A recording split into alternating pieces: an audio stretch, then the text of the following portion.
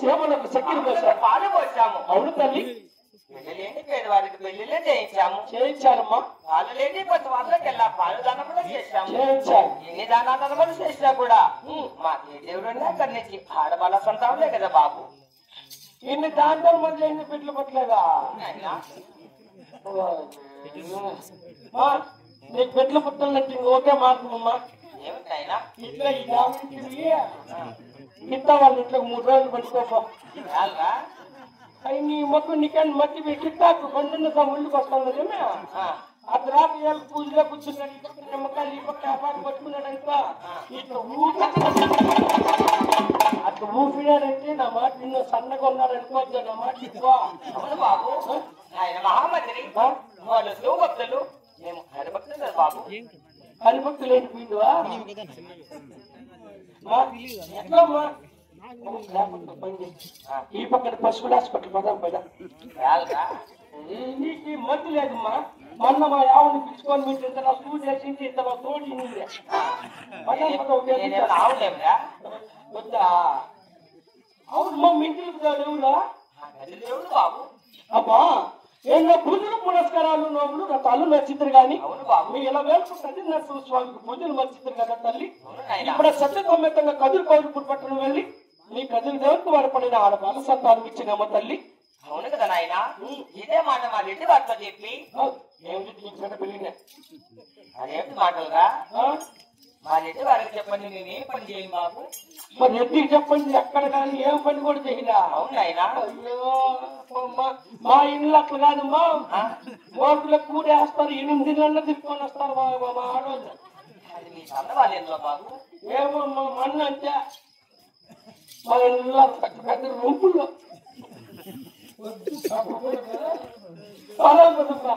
అలాగే నాయన.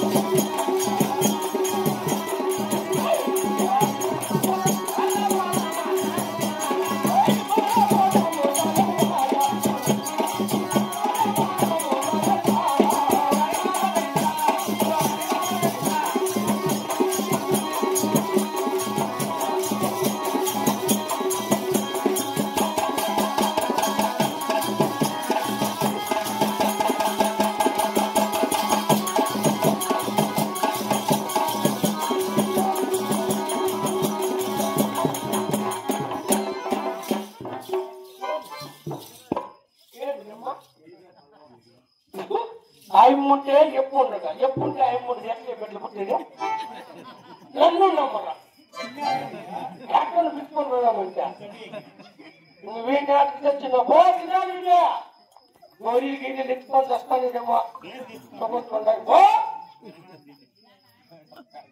ఉన్నాడు మీనేదా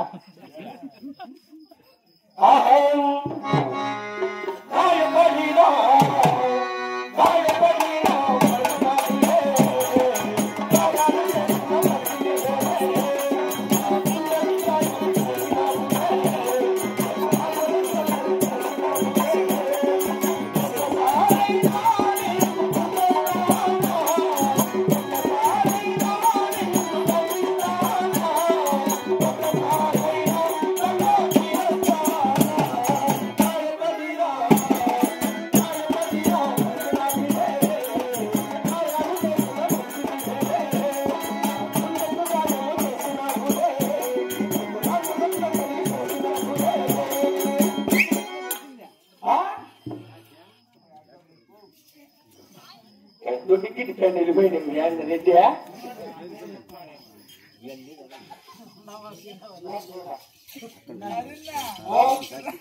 నాడి ఊసిపోయిందండి కోసింది.